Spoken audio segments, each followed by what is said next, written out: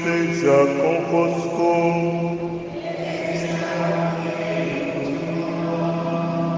Proclamação do Evangelho de Jesus Cristo segundo São Lucas.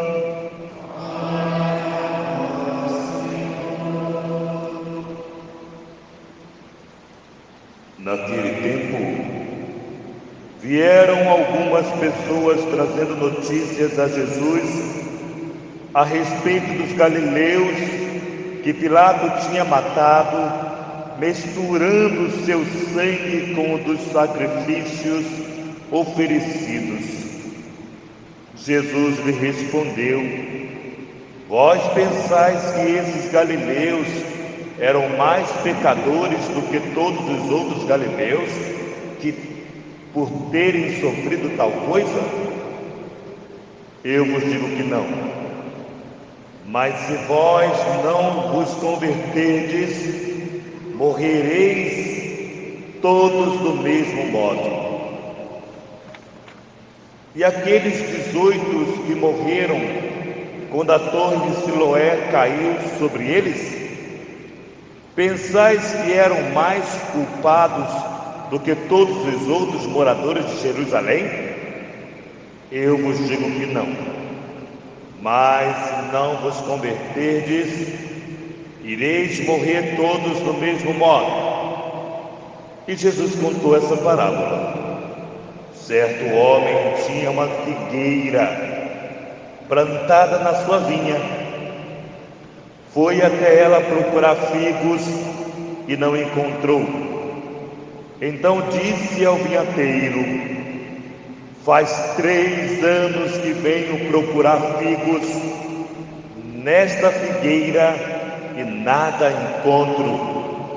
Corte-a, porque está ela inutilizando a terra. Ele, porém, respondeu: Senhor, deixa a figueira ainda este ano. Vou cavar em volta dela e colocar adubo. Pode ser que venha a dar fruto. Se não der, então tu cortarás. Palavra da salvação.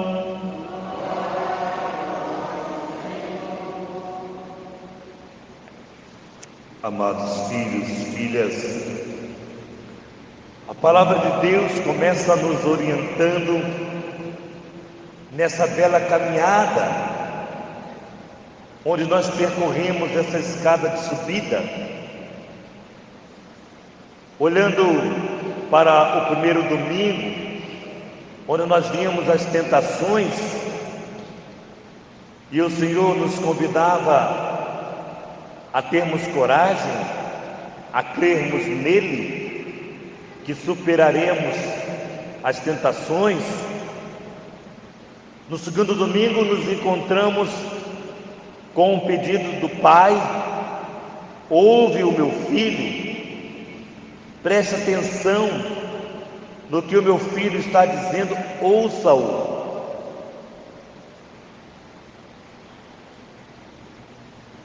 Nesse terceiro domingo nos encontramos com o chamado de Deus para uma conversão. E exatamente nos encontramos com o livro do Êxodo, que vai mostrar que Moisés, lembremos que Moisés foi colocado pela sua mãe no rio, no cesto, para exatamente ser encontrado pela filha do faraó. E assim Moisés foi educado na casa do faraó, do Egito.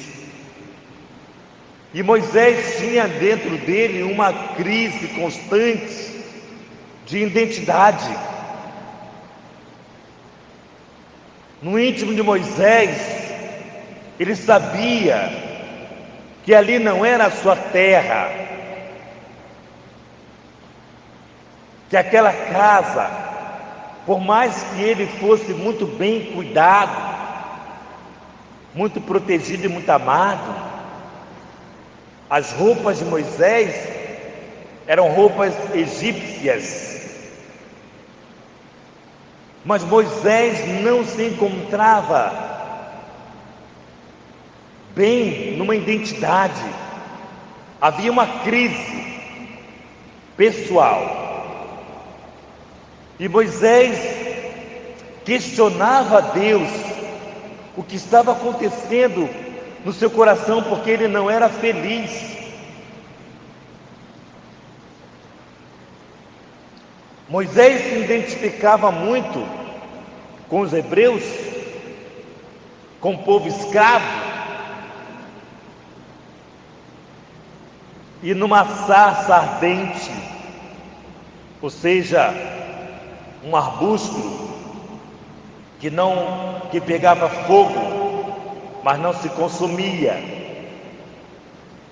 Deus falou a Moisés,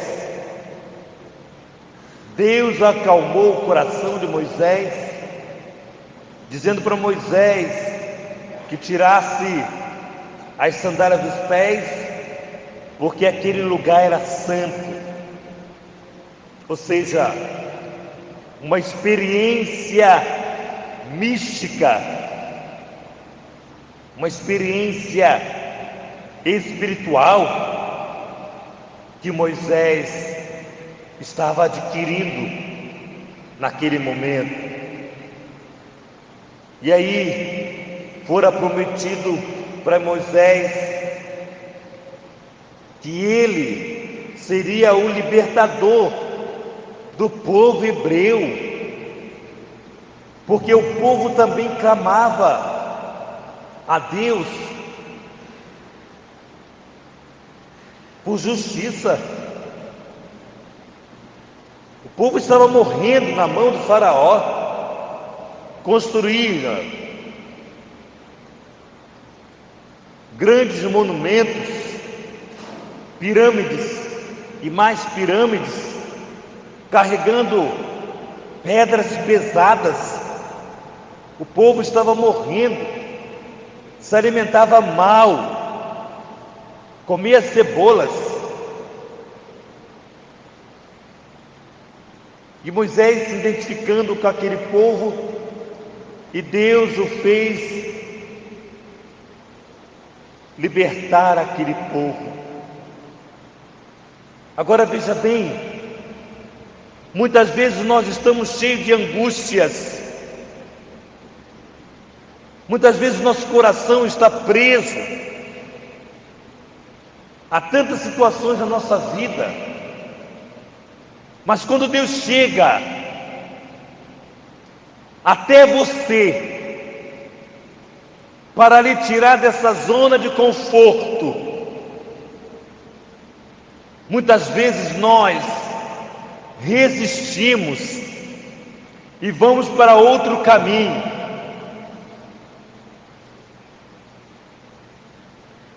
Foi uma namorada que Deus disse para você: não é esta. Foi um namorado que Deus disse para você: não é este. E você se angustia, porque Deus não foi bom para você. Deus prepara a terra nova para nós, e nós muitas vezes fazemos escolhas contrárias àquilo que Deus nos convida. Então hoje nós somos provocados, como foi provocado Moisés, que estava confortavelmente. Moisés morava no palácio, era tratado como egípcio, e Deus mostrou para Moisés a sua identidade, o seu povo. E Moisés, tendo a ordem de libertar o povo, Vão me perguntar qual é o seu nome, Senhor. O que eu devo responder? E Deus disse para Moisés: eu sou aquele que sou. E pronto. O interessante é que todos os tempos do mundo procuraram desvendar Deus. Os mais sábios tentaram desvendar quem é esse Deus, qual é o seu nome, onde mora, qual é o CPF. E Deus diz: eu sou aquele que sou. Ou seja, Deus tem uma identidade. Deus não tem crise. A crise de identidade é para nós homens, mulheres, que hoje é católico, amanhã não é, que hoje serve a Deus, amanhã não serve. As nossas crises instaladas ou instauradas por uma falta de intimidade, a angústia que você vivera não te levou ao encontro. Quando nossas angústias não nos levam para o encontro com Deus, nós respondemos de forma contrária e depois veremos as consequências, porque respondemos de forma contrária, somente na carne respondemos, porque queremos ouvir de Deus o que queremos ouvir, não o que Ele tem a nos dizer. E Moisés começa essa experiência de sair dessa angústia na obediência a Deus. Por isso o salmista vai dizer: o Senhor é bondoso e compassivo.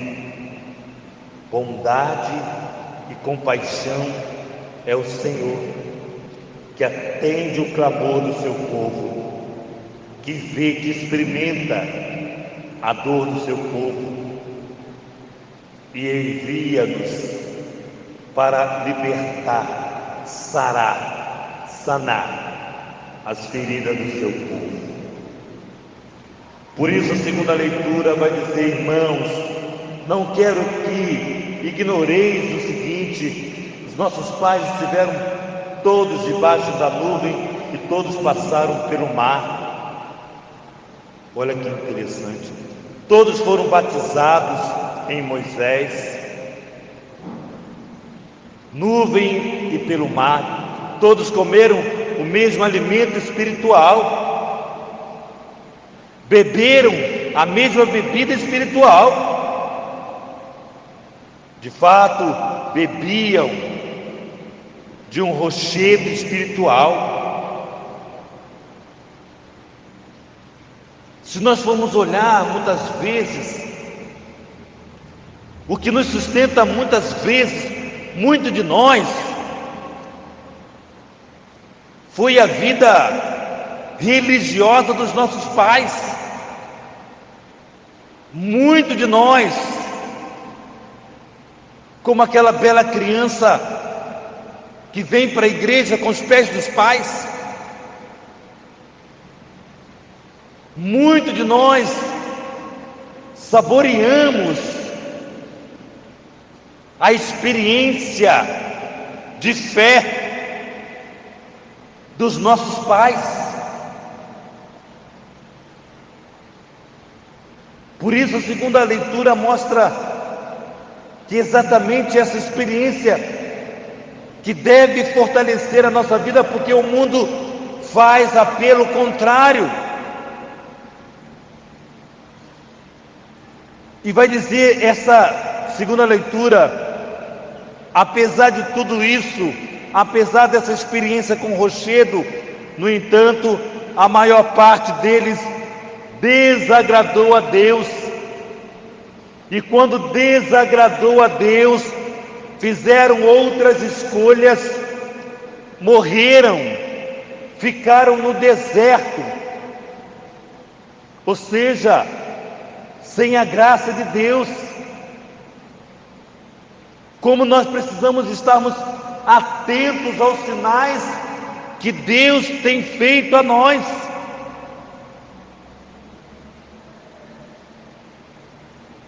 O evangelho de hoje, tanta catástrofe,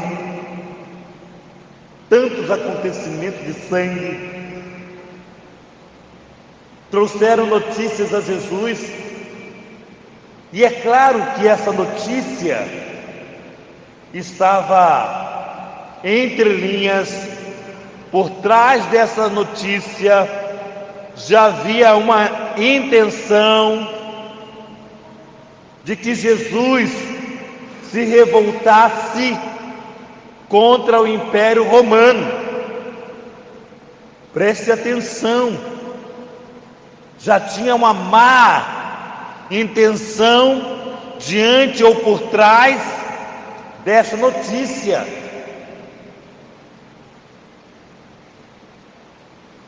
Vieram para Jesus e disseram a respeito dos galileus que Pilatos tinha matado, misturado seu sangue com o sangue dos sacrifícios oferecidos.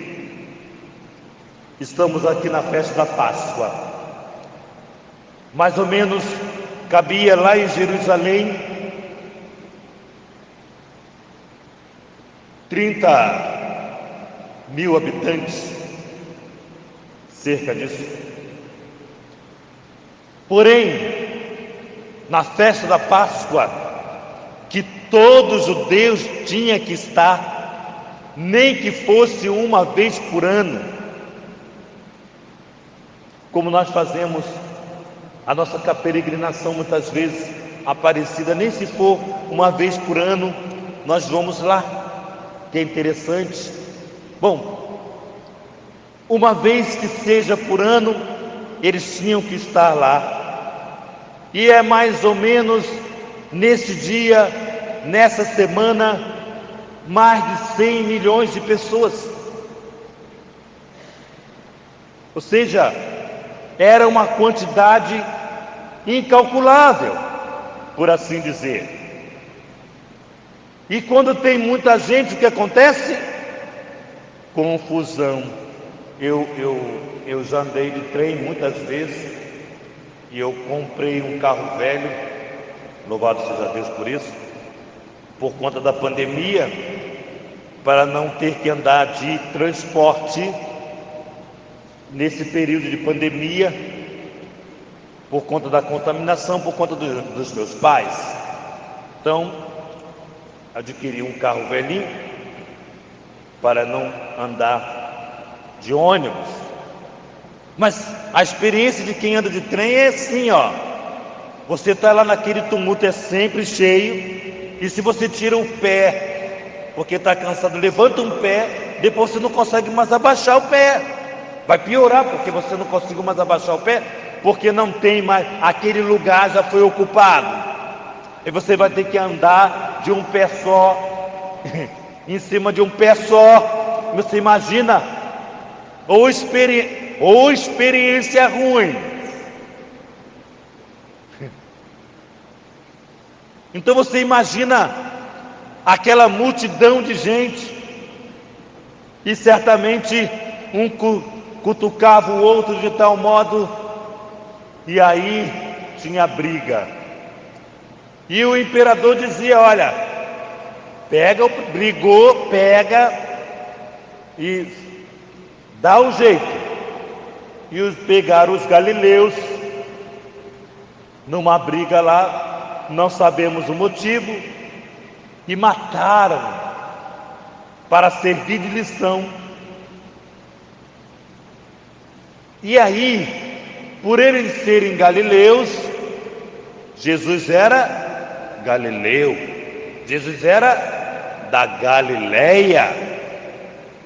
Então, porque era galileu, tentaram manipular Jesus para que Jesus se revoltasse e fosse contra o Império Romano. E se eu não falo nenhuma bobagem, é uma das primeiras tentativas para que Jesus não se identificasse com o Pai, ou seja, não fizesse a vontade de Deus Pai. E aí houve essa tragédia, e Jesus responde da seguinte maneira: vós pensais que esses galileus eram mais pecadores do que todos os outros galileus, por terem sofrido tal coisa? Eu vos digo que não. Mas se vós não vos converterdes, ireis morrer todos do mesmo modo. E aqueles 18 que morreram quando a torre de Siloé caiu sobre eles, lembramos de quem? Brumadinho, que muitos de nós nunca nem ouvimos falar, e hoje até conhecemos, que fizeram, homens muito inteligentes, muito capazes, engenheiros, fizeram lá as barragens, e a barragem se rompeu. Anos e anos, um dia ia se romper. Quando eu estava numa paróquia dessas que eu já tive o desejo de tirar umas colunas, porque tinha várias colunas e as colunas atrapalhavam a visão. Eu tive desejo de tirá-las. Chamei um engenheiro, ele fez o cálculo, passou uma semana calculando, fez os testes, e o resultado que ele disse o seguinte para mim: padre, pode tirar. Se cair, veja bem, um engenheiro, ele diz assim: se cair, vai ser assim uns 10 anos, depois. Se cair, ainda diz: o senhor não deve estar nem mais aqui. Veja bem, amados,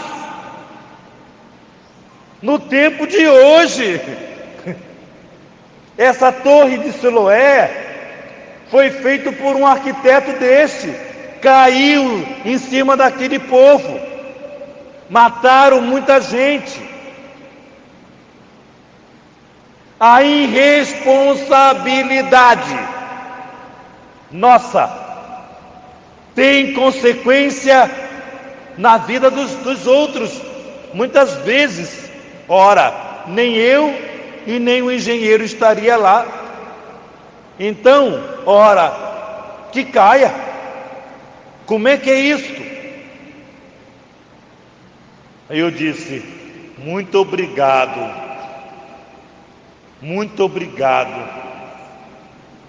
pela sua bela profissão que não funciona. E não contratei, e as colunas estão lá até hoje. Veja bem, o homem cria o sofrimento para o homem, e depois quem é o culpado? Deus. Depois quem é o culpado? Deus. Andamos por vida que não condiz para uma vida cristã. Depois as consequências vêm. Quem é o culpado? Deus.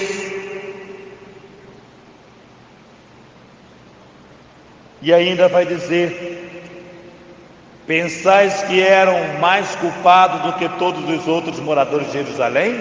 Eu vos digo que não, mas se não vos converterdes, ireis morrer dos mesmo modo. Ou seja, a nossa tendência é sempre perguntar a Deus: por quê? Por que me acontece isto? A chuva, amados filhos, cai sobre os bons e sobre os maus. O sol aquece os bons e os maus. Deus quer amar a todos, mas nem todos querem amar a Deus. E porque não amam a Deus, olha, essa guerra é amor a Deus ou amor a si mesmo? Amor a Deus? Cada vez que ligamos a nossa TV, ficamos apavorados. Mas nós também vamos sofrer essa consequência, porque a economia mundial vai sofrer. Eu saí na sexta-feira, fui no mercadinho comprar alguns legumes. Cenoura R$13 o quilo, R$13. Eu trouxe uma cenoura. Falei, eu vou custar uma cenoura. Já está chegando a nós as consequências de quem não ama a Deus. Brumadinho, consequência de quem não amou a Deus. A Torre de Siloé, consequência de quem não amou a Deus. Deus quer amar a todos. Deus faz tudo para todos.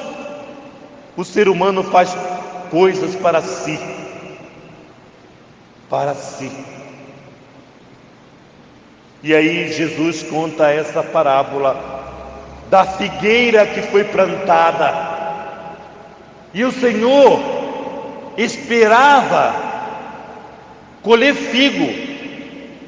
Foi ao encontro daquela figueira para comer um figo saboroso. E ele vai dizer que há 3 anos venho buscar figo nessa figueira e não encontro. Quantos anos o Senhor tem buscado fruto na tua vida, na minha vida? Tem encontrado? Na minha e na tua? Qual é o fruto? Quem ama permanece em Deus. O fruto que vamos dar a Deus é o amor, a misericórdia, a compaixão. Deus é bondoso e compassivo, nos falava o salmista.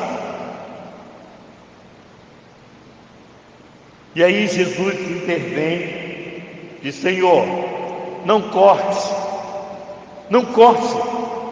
essa figueira. Vou cavar em volta, vou colocar o melhor adubo, vou regá-la.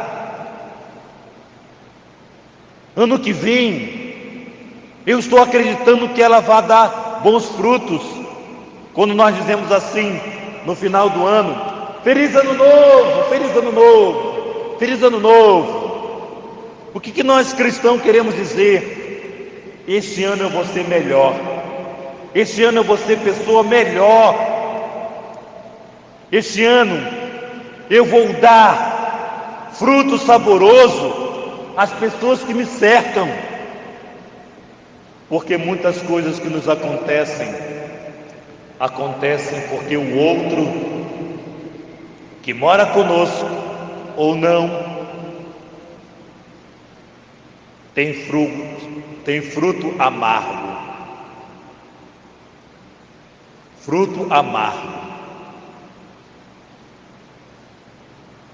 E por conta do outro que tem fruto amargo, a minha vida será amarga. Porque eu estou recebendo do outro um fruto amargo. Estou recebendo do meu esposo um fruto amargo. Estou recebendo da minha esposa um fruto amargo. Estou recebendo do meu padre um fruto amargo.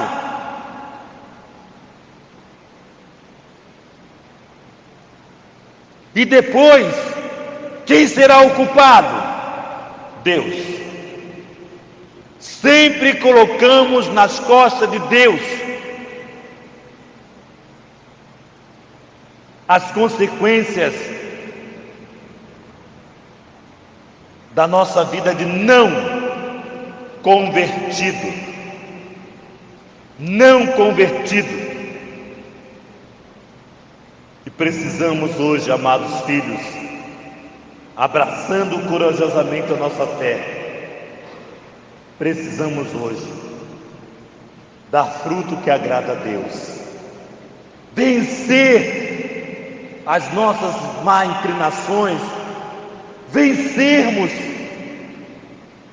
não fazer mal para si mesmo e consequentemente para o outro, vencermos o fermento da maldade, que se nós deixarmos, crescerá em nós. Deus nos fez bons, todos nós bons. Deus não fez ninguém mal. Deus nos fez bons. Mas se aceitarmos o projeto da serpente, vamos desobedecer a Deus e vivermos para o mundo, somente para o mundo e não para Deus. Que a palavra do Senhor Deus, neste domingo, nesse terceiro domingo, onde refletimos a nossa conversão, e que paremos de culpar a Deus pelas tragédias que acontecem com bons e com maus. Deus não é culpado. Deus é sempre bom e nos acompanha nos nossos sofrimentos e nas nossas alegrias. Louvado seja o nosso Senhor Jesus Cristo.